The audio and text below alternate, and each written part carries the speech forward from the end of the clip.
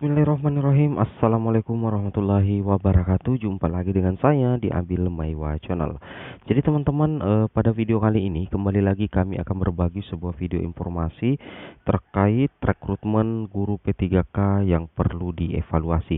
Ini adalah judul berita yang kami coba lihat atau bagikan, sharekan kepada teman-teman melalui channel ini.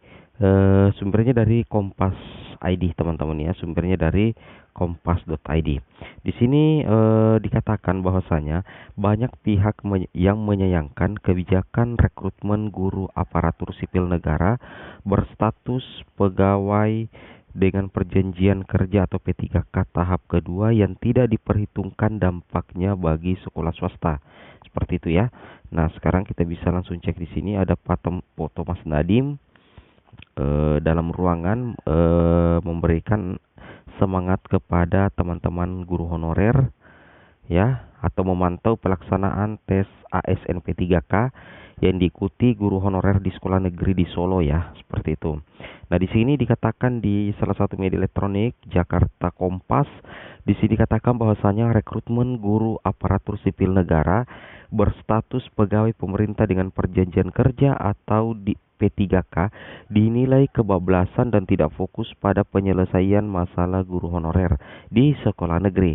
Jadi di sini menurut salah satu media elektronik yang mengutip bahwasanya ada banyak pihak yang mengatakan bahwa rekrutmen P3K guru itu justru tidak fokus pada penyelesaian masalah guru honorer di sekolah negeri. Bukan hanya sekolah swasta yang dirugikan karena ribuan gurunya akan beralih ke sekolah negeri, tetapi sekolah negeri juga kehilangan guru-guru yang sudah lama mengabdi. Seperti itu ya. Jadi memang ada semacam tubrukan ya, kayak tabrakan antara guru swasta dengan guru honorer negeri. Yang mana guru honorer swasta sekolah swasta akan kehilangan banyak gurunya yang menjadi ASN P3K di sekolah negeri. Sebaliknya juga guru sekolah negeri akan kehilangan banyak guru honor negerinya yang harus tersingkir karena tergantikan oleh guru-guru yang lolos menjadi guru P3K. Seperti itu teman-teman ya. Itu mungkin yang dikatakan ya, bahwasanya bukan hanya sekolah swasta yang dirugikan karena ribuan gurunya akan beralih ke sekolah negeri, tetapi sekolah negeri juga kehilangan guru-guru yang sudah lama mengabdi. Seperti itu. Di sini dikatakan langsung oleh Ketua Komisi 10 DPR RI Bapak Saiful Huda di Jakarta Jumat tanggal 7 bulan 1 2022. Beliau mengatakan dalam 2 minggu ini Komisi 10 menerima berbagai aduan tentang potensi migrasi guru sekolah swasta yang lolos P3K tahap kedua. Hal ini merupakan peluang bagi guru swasta bersertifikat pendidik untuk lolos karena mendapat afirmasi 100% atau 500 poin. Seperti itu ya. Nah, jadi sebenarnya yang menjadikan persoalan ini karena memang afirmasi yang justru jauh berbeda sekali ya. Afirmasi yang perbedaannya jauh antara afirmasi sertifikat pendidik dengan afirmasi usia, disabilitas maupun THK2 itu gapnya sangat jauh. Bayangkan kalau guru swasta itu bersertifikat pendidik, maka secara otomatis peluang lolos sangat besar karena mendapat afirmasi 100% atau 500%.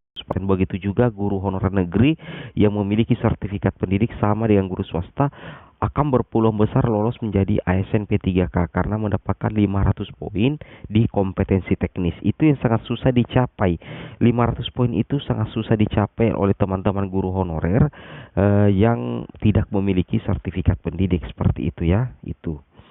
Nah, di sini dikatakan bahwasanya sebaliknya banyak guru honorer banyak guru honorer sekolah negeri yang sudah berusia di atas 35 tahun dan mengabdi lama tidak bisa mendapat sertifikat pendidik karena pengangkatannya hanya berdasarkan surat keputusan kepala sekolah. Mereka akhirnya hanya mengandalkan skor tes dan afirmasi lain yang kalah poinnya daripada kepemilikan sertifikat pendidik. Seperti itu ya. Jadi kalau dibandingkan dengan guru swasta dengan guru honorer negeri, memang kita tidak bisa pungkiri ya bahwasanya guru honorer negeri sedikit agak kesulitan mendapatkan sertifikat pendidik, eh, eh, s- tidak seperti dengan guru swasta yang ada kemudahan untuk mendapatkan sertifikat pendidik. Kalau guru honorer negeri, persyaratannya untuk ikut PPG, kalau di aturan ya itu harus memiliki SK kepala daerah. Nah, harus memiliki SK kepala daerah, dalam hal ini yaitu SK bupati dan tentunya juga SK wali kota. Jadi kalau hanya SK atau surat keputusan kepala sekolah, maka guru honorer negeri itu tidak bisa mengikuti PPG. Seperti itu teman-teman ya. Admin sudah alami ya di tahun 2019 seperti itu.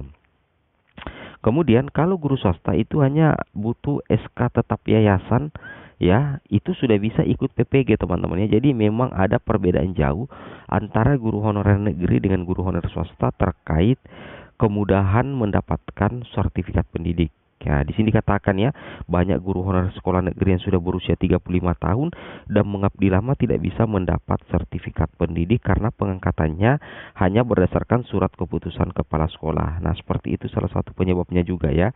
Nah, di sini langsung direspon oleh Komisi 10 ya. Kami akan segera rapat dengan Menteri Pendidikan, Kebudayaan, Riset, Teknologi, Mendikbudristek pada pekan depan. Kami akan minta pemerintah untuk mengevaluasi rekrutmen P3K yang salah satu dampaknya pada persoalan guru swasta yang berbondong-bondong akan beralih ke sekolah negeri.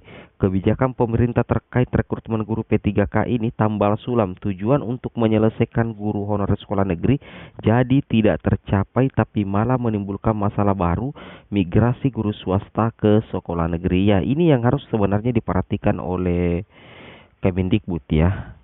Masa guru swasta itu harus migrasi dari sekolah swasta ke sekolah negeri. Padahal di sekolah negeri di sekolah itu sendiri banyak sekali guru honorer negerinya yang sudah lama mengabdi di sekolah negeri. Nah, pertanyaan sekarang, apa sih sebenarnya tujuan sehingga ada aturan yang memperbolehkan migrasi guru swasta ke sekolah negeri pada saat lolos P3K, sedangkan di sekolah negeri itu masih banyak guru honorer negeri yang tidak lulus. Kenapa lagi ada guru swasta yang harus migrasi ke sekolah negeri? Nah, di sini seharusnya pemerintah ya mengambil sebuah kebijakan terbaru ya. Menurut admin, itu tujuannya agar guru honorer negeri tetap bisa tenang mengikuti seleksi tetap bisa mendapatkan formasi di sekolah negeri. Begitu juga guru swasta itu tetap bisa mengajar di sekolahnya masing-masing ketika menjadi P3K. Jangan ada migrasi karena secara otomatis itu akan menimbulkan ketersingkiran ya untuk rekan-rekan guru honorer negeri seperti itu. Itu yang harus dipahami. Dan di sini admin sedikit sangat sependapat dengan apa namanya ya, sependapat dengan Kemdikbudristek. Nah, di sini dibuktikan ya, Kepala SMK PGRI 2 Kediri Jawa Timur Harun mengatakan 11 guru produktif dan normatif dari sekolah ini lolos seleksi P3K. Tidak ada ketentuan bahwa guru swasta yang mendaftar daring harus memberitahukan ke pihak sekolah, membuat pihak sekolah tidak tahu akan kehilangan guru secara mendadak. Sekolah turut memperjuangkan para guru bersertifikat pendidik dan memiliki kompetensi, tapi mereka pergi begitu saja. Nah, ternyata bukan hanya di sekolah negeri yang ada dampaknya, tetapi juga berdampak buruk di sekolah swasta, teman-teman ya. Seperti itu.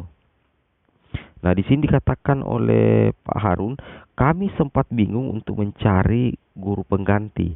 Dalam 10 hari berusaha mencari guru, beruntung bisa dapat guru dari sarjana yang baru lulus maupun yang tinggal menunggu wisuda. Namun kami harus mendidik mulai dari nol lagi, terutama untuk guru produktif, kata Harun. Seperti itu ya, ini yang harus diperhatikan oleh Mas Nadim ya, selaku Mendikbudristek ya, persoalan-persoalan seperti ini yang harus diperhatikan ya, agar nantinya tidak menimbulkan apa namanya ya, agar agar nantinya tidak menimbulkan persoalan. Nah, seperti itu. Cukup sampai di sini, bermanfaat. Assalamualaikum warahmatullahi wabarakatuh.